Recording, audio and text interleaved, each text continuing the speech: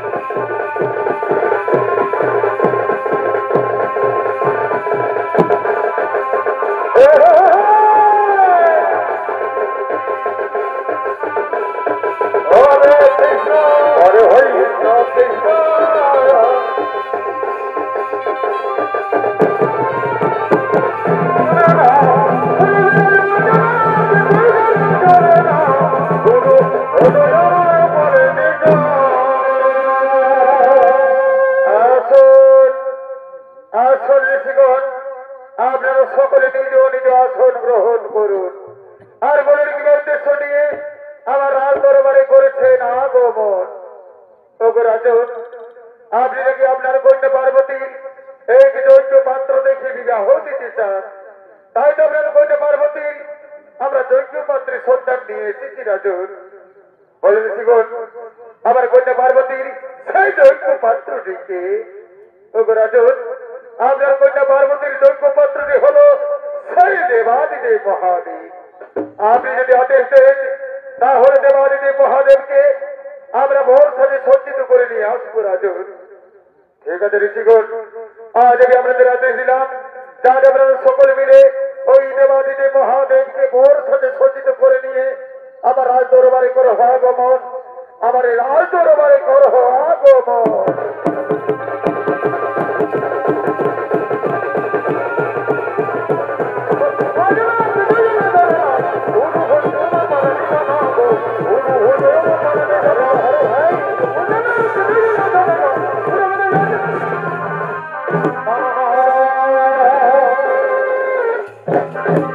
এদিকে দেবাদিদেব মহাদেবকে ভোর সাজে সজ্জিত করে নিয়ে সমস্ত গ্রামবাসীগণ, সমস্ত ভোর যাত্রীগণ এই গিরিরাজের রাজ দরবারের দিকে করিতেছেন আগমন।